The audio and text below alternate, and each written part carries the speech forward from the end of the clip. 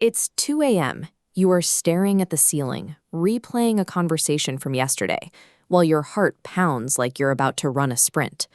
We usually lump these experiences together under broad labels like worry, stress, or anxiety. But biologically speaking, those three terms describe entirely different reactions happening inside your body.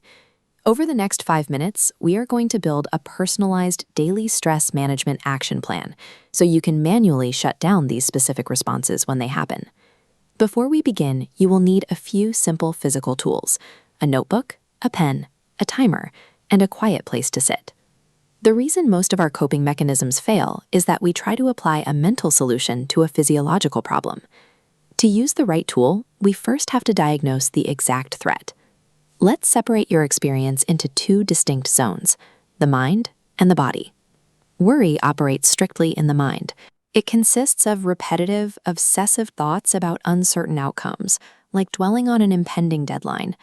Stress, by contrast, is your body's physical reaction to a real external trigger.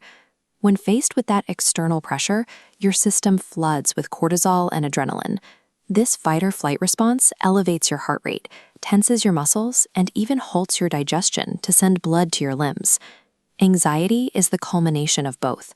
It activates that exact same physical fight-or-flight response, but it is triggered by an internal false alarm rather than an actual predator in the bushes. If you misdiagnose a false internal threat as a real one, you trap your body in a continuous loop of tension. Chronic exposure to this unmanaged hormone cascade causes long-term physical damage. We need a way to manually shut it down. Step 1 is tackling those cognitive loops with a tool called a worry budget. Set a timer for 20 minutes. Spend the first 8 to 10 minutes writing down every single negative thought you are currently obsessing over. When that timer hits 0, you must close the book, step away, and take one concrete action to solve a problem. Next, we pivot to physical stress. If your body is already flooded with cortisol, sitting still won't help. That tension has to be manually burned off.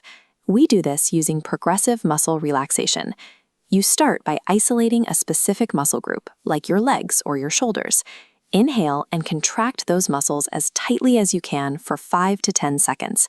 Then exhale and rapidly release them. That sudden wave of physical heaviness intentionally breaks the physiological chain reaction set off by your external stressor. Our third step addresses anxiety, which introduces a unique challenge. You cannot think your way out of an anxiety spike. Because anxiety involves false signals from the brain compounding your physical symptoms, trying to analyze or talk about the feeling only reinforces the false alarm. Instead, we use a manual override mechanism called sensory grounding. Focus entirely on a localized physical sensation. Check in with how your toes feel and aggressively wiggle them, or firmly rub a highly textured fabric. By flooding your nervous system with immediate, localized sensory data, you force your brain to reboot and drop the perceived threat.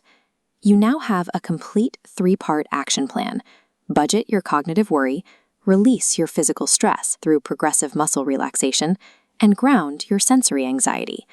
To reduce how often you need to deploy this toolkit, you have to build up your baseline resilience. This requires consistent physical maintenance. Aim for 150 minutes of weekly exercise, maintain high hydration levels, and strictly limit your caffeine intake.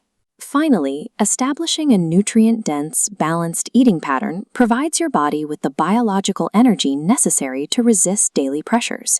Environmental stress is a guaranteed part of everyday life, but by accurately identifying the signals your body is sending, you now have the exact physical tools to remain in control. Do you have any ideas for my next video? Just write them down in the comments below, and I will explain it in the next one. Don't forget to like and subscribe. Thank you so much for watching.